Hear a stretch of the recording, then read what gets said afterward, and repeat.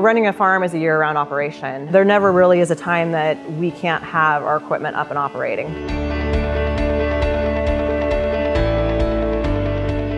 We can go in the summers to 114 degrees to the winters where we're flooded out. When you're in those elements, you're having water constantly all over your tractors and equipment, as well as then going into the really dry summers with the sand and the dust.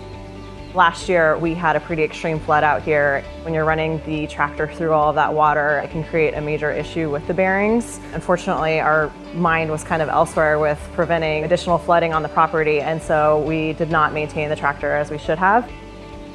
When we're put in situations where I don't know what to do, I think that's where our Shell advisor really comes in handy. We can reach out to them and ask the questions, and they're there for us.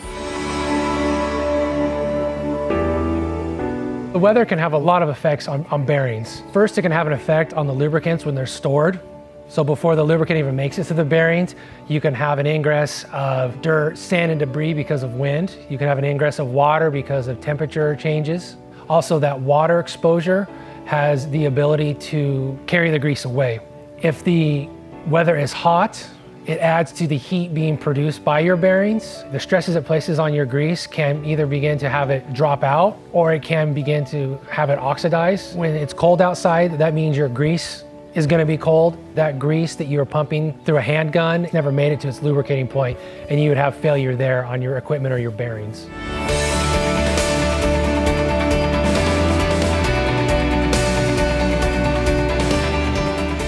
When it comes to inspecting our equipment, we really depend on our partnership with our Shell Lubricant advisor. They've come up with a game plan with our foreman to make sure that the proper recommendations and OEM inspections are being followed. The advice I would give clients in protecting their bearings in weather conditions would be to look what the recommendation is of their OEM, look at the working conditions that they're in, and then choose a grease that would be able to handle all those conditions.